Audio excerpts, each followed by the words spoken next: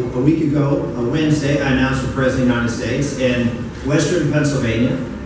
That's where I grew up. I grew up outside of the city of Pittsburgh. We announced on a factory floor. And the reason I did is because people ask me, why are you running again? What has motivated you to go back and put yourself and your family through a presidential campaign? Is looking at what's occurred in America over the last 4 years has really accelerated. It's accelerated over the last 4 years, but it's something that's been a chronic problem now for the last 30 or 40 years. But it's really manifesting itself that everybody is now sort of recognizing it and hopefully even folks on both sides of the aisle will begin to address this issue, which is the hollowing out of the middle of America. You know, the opportunities for families and to be able to provide for themselves and be able to rise and have decent paying wages and jobs to be able to support a family is getting harder and harder and harder. And there are a lot of reasons for that. I would make the argument that the president's policies have accelerated that, because if you are someone who had resources and assets, you've actually done very well in the last 6 years. If you're someone who's an income earner, you haven't done very well because wages have stagnated over the past 6 years. But if you look at those who are the 74% of Americans who don't have a college degree, actually wages have stagnated for a lot longer period than that. And we as conservatives have the answers, but we haven't been very articulate in laying out what those answers are and how they impact individuals who are in the midst of that struggle here in America. We tend to talk in terms of economic growth and pie charts and line graphs and overall sort of GDP types of numbers. Those are important things. I consider myself, in fact I'm a strong supply-sider, pro-growth, lower taxes Republican. In fact, we're working on a tax plan right now that's going to be a simple, fair, flat tax. A tax that's going to treat everybody the same. It will energize this economy, it will pump up our growth, it will create jobs. All those things are great. But I wrote a book last year called Blue Collar Conservative.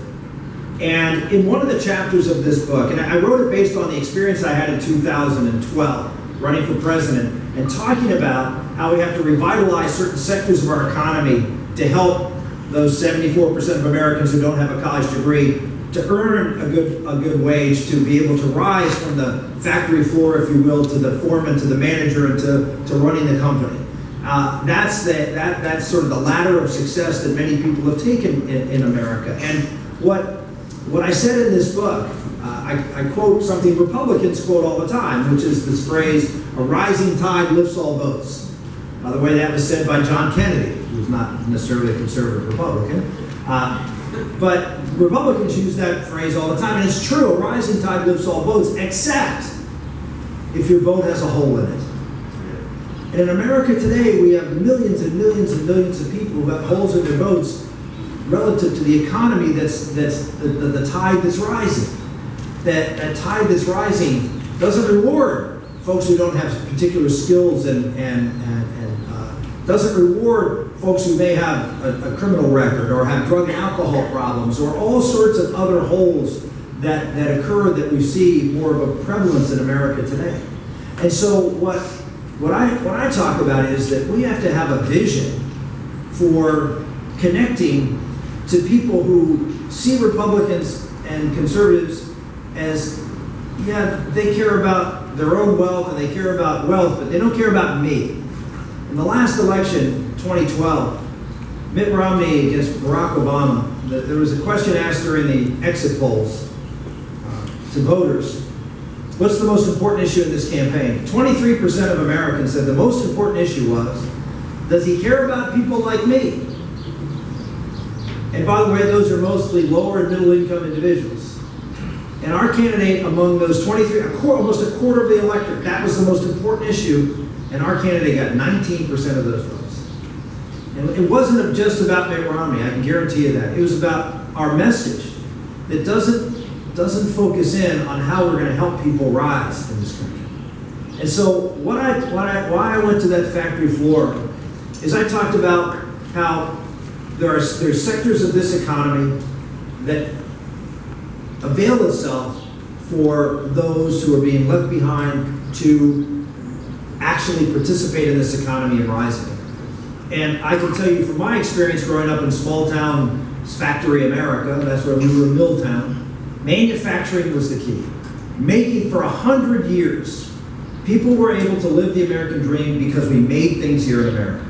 And we provided the opportunities that come with that. And 40 years ago, that began to go away. In some areas of the country, very dramatically went away. And one of those areas was ours.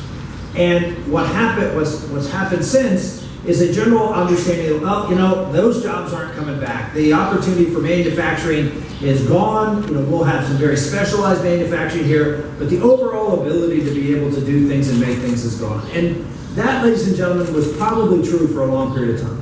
Because you look overseas, whether it's Mexico, whether it's China, whether it's Indonesia, lower wage rates and our inability to compete because of a whole variety of situations. But that changed. Two major things have changed in the last 5 years that we have to recognize, and it's an opportunity to revitalize this country and to restore the American dream. And the two things are that a lot of these third world countries are in fact seeing their wage rates go up. China, Indonesia, Mexico, all wages are going up. Why? Because their economies are doing better. And that's number one. But more importantly, the most important, you know a lot about this here in Texas, is what's happened with energy. 10 years ago, if you'd have said America was going to be the #1 producer of energy in the world, they would have just said, oh, you're one of these flag-waving guys that says about energy independence, it's never going to happen. It happened. America is the #1 energy producer in the world. That changed everything. Why? Because we are going to have stable, low energy prices, particularly in natural gas, for as far as the eye can see. That is the great equalizer. People forget that the reason manufacturing collapsed in the late 1970s was because of the energy crisis.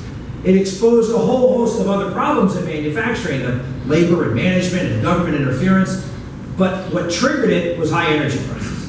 Now we have the opportunity, if we can get everything else right, our tax structure, our regulatory structure, our trade structure, we put those things in place, we will see a renaissance in manufacturing. And what will that mean? That will mean a huge boom to communities like this, small town America.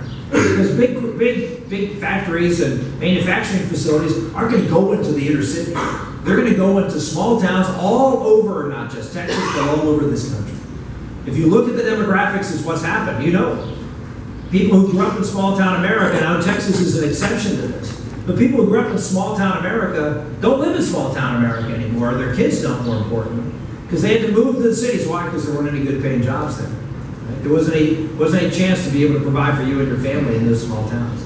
Now imagine if that changes. Imagine if we have the opportunity to do that. This is to me, a bold vision that is important in many ways. Number one, because it will create an economic juggernaut and a boom to America. That's important. But it will restore the pride that we have in America. Again, it will restore the sense of hope and opportunity for all Americans. And third, it will unite this country.